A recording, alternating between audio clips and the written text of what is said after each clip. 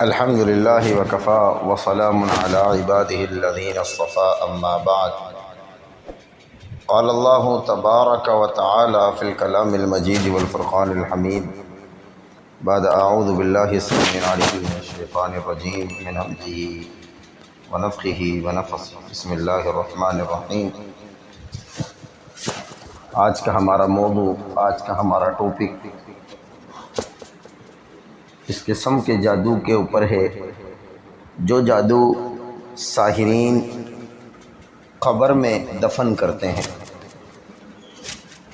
یعنی عربی میں کہا جاتا ہے السحر القبور، یعنی قبر میں ڈالا گیا جادو یا قبر میں پہنچا دینے والا جادو. اس جادو میں دو مقصد ہوتے ہیں.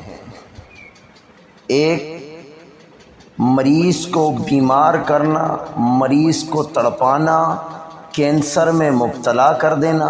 نمبر دو، جان لینے کے لیے یہ اس قسم کا جادو کیا جاتا ہے. اور اس قسم کا جادو جب بھی کسی کے اوپر اگر کیا جائے، سحر القبور یعنی جادو کو قبر میں دفن کیا جائے، تو یہ جان لیں اس کے جسم میں کچھ علامات پیدا ہونا شروع ہو جاتی ہیں. جیسا کہ سر میں ہمیشہ کا شدید قسم کا درد ہوگا، اچانک ہوگا، اچانک ختم ہو جائے گا، جیسے کبھی درد تھا ہی نہیں. اسی طرح بالوں کا الجھ جانا، بہت زیادہ بال الجھیں گے. اسی طرح مریض جو بھی ہوگا اس کے دل پر بوجھ محسوس ہوگا، دل میں درد ہوگا، دل کی بیماریاں پیدا ہو جائیں گی، یا جگر بڑھ جائے گا. جگر کی بیماریاں، تمام وہ بیماریاں جس کا علاج ڈاکٹرین حضرات یہ کہتے ہیں کہ آپ ان کو لے جائیں، ان کو دعا کی ضرورت ہے، رپورٹس کلیئر ہوں گی. اگر رپورٹس میں آ بھی جائے گا تو دوائی بے اثر ہو جائے گی، دوائی اثر نہیں کریں گی کوئی سی. اور کوئی بھی آیات اگر قرآن کی سنے گا تو اس کو اذیت ہوگی، تکلیف پہنچے گی، دردوں میں اضافہ ہوگا. تو اس لیے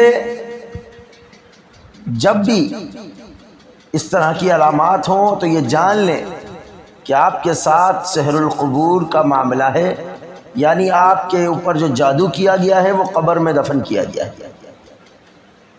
تو سب سے پہلے کرنا یہ ہے اللہ سے دعائیں کرنی ہے، کثرت سے اللہ سے دعا کرنی ہے،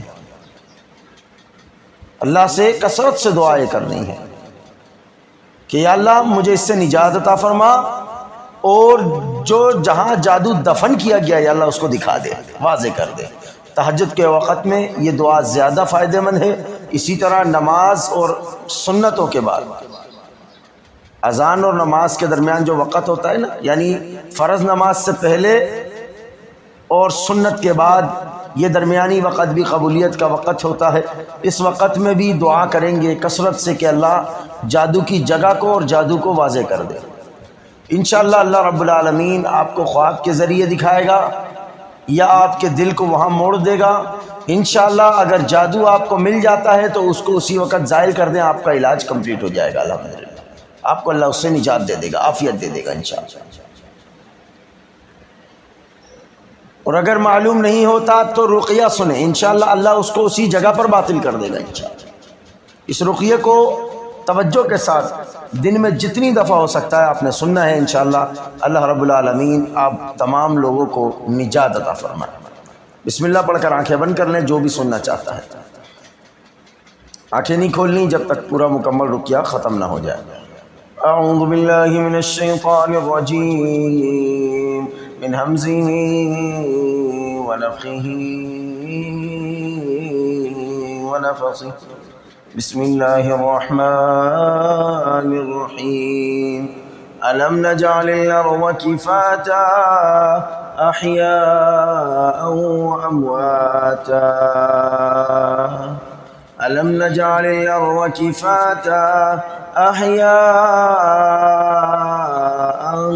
وأمواتا ألم نجعل الأرض كفاتا أحياء وأمواتا أعوذ بالله من الشيطان الرجيم الله ولي الذين آمنوا يخرجهم من الظلمات إلى النور والذين كفروا أولياؤهم الطاغوت يخرجونهم من النور إلى الظلمات أولئك أصحاب النار هم فيها خالدون أعوذ بالله من الشيطان الرجيم الله ولي الذين آمنوا يخرجهم من الظلمات إلى النور والذين كفروا أولياؤهم الطاغوت يخرجونهم من النور إلى الظلمات أولئك أصحاب النار هم فيها خالدون أعوذ بالله من الشيطان الرجيم الله ولي الذين آمنوا يخرجهم من الظلمات إلى النور والذين كفروا أولياؤهم الطاغوت يخرجونهم من النور إلى الظلمات أولئك أصحاب النار هم فيها خالدون أعوذ بالله من الشيطان الرجيم أو كالذي مر على قرية وهي خاوية على عروشها قال أنى يحيي هذه الله بعد موتها فأماته الله 100 عام ثم بعثه قال كم لبثت قال لبثت يوما أو بعض يوم قال بل لبثت 100 عام فانظر إلى طعامك وشرابك لم يتسنه وانظر إلى حمارك ولنجعلك آية للناس وانظر إلى العظام كيف ننشرها ثم نكسوها لحما فلما تبين له قال أعلم أن الله على كل شيء قدير وإذ قال إبراهيم رب أرني كيف تحيي الموتى قال أولم تؤمن قال بلى ولكن ليطمئن قلبي قال فخذ 4 من الطير فصرهن إليك ثم اجعل على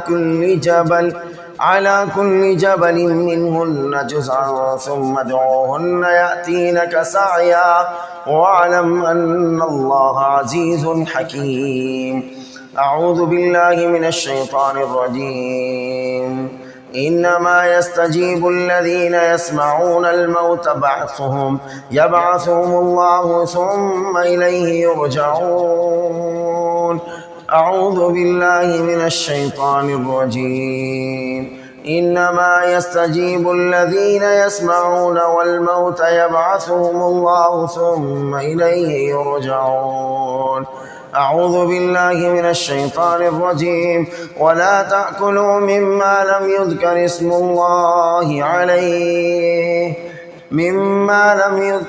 الله عليه وإنه لفسق وإن الشياطين ليوحون إلى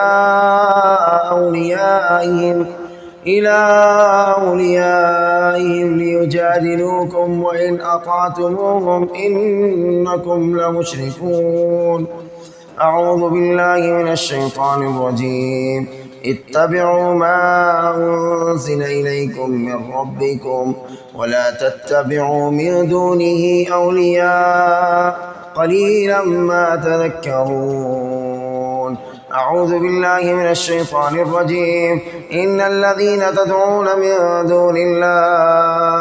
من دون الله عباد أمثالكم فادعوهم فليستجيبوا لكم إن كنتم صادقين أعوذ بالله من الشيطان الرجيم ويعبدون من دون الله ما لا يضرهم ولا ينفعهم ويقولون هؤلاء شفعاؤنا عند الله قل أتنبئون الله بما لا يعلم في السماوات ولا في الأرض سبحانه وتعالى عما يشركون.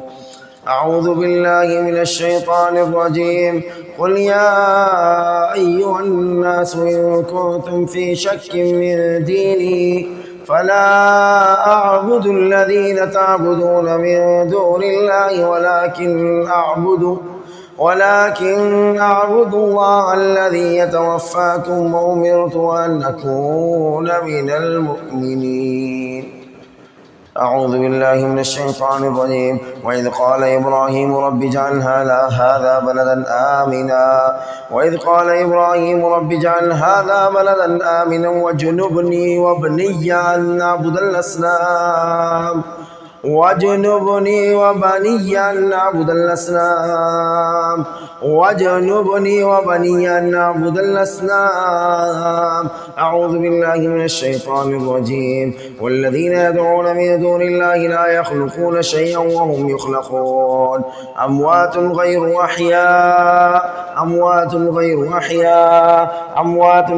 أحياء وما يشعرون أيان يبعثون.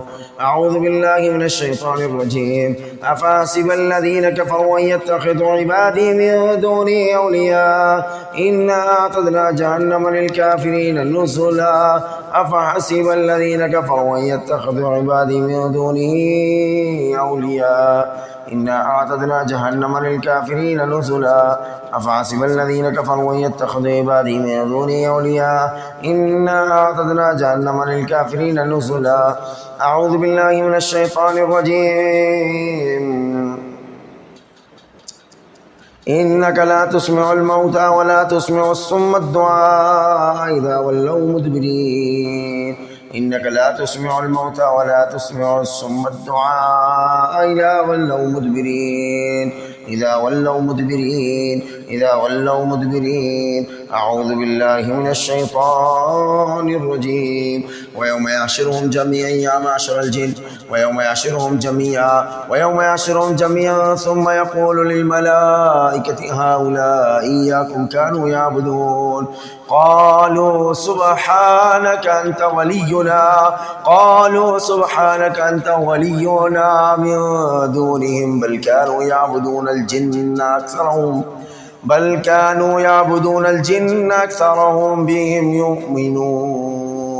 أعوذ بالله من الشيطان الرجيم وما يستوي الأحياء ولا الأموات إن الله يسمع من يشاء وما أنت بمسمع من في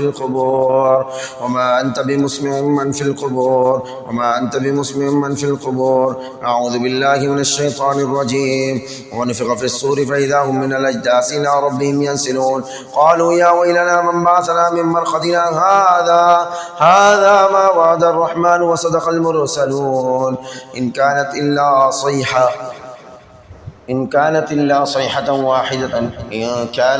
صيحة واحدة فإذا هم جميع لدينا محضرون. أعوذ بالله من الشيطان الرجيم أم اتخذوا من دونه أولياء فالله هو الولي وهو يحيي الموتى وهو على كل شيء قدير. أعوذ بالله من الشيطان الرجيم خش عن أبصارهم يخرجون من الأجداث كأنهم جراد منتشر. أعوذ بالله من الشيطان الرجيم قتل الإنسان ما أكفره من أي شيء خلقه من نطفة خلقه فقدره ثم السبيل يسره ثم أماته فأقبره ثم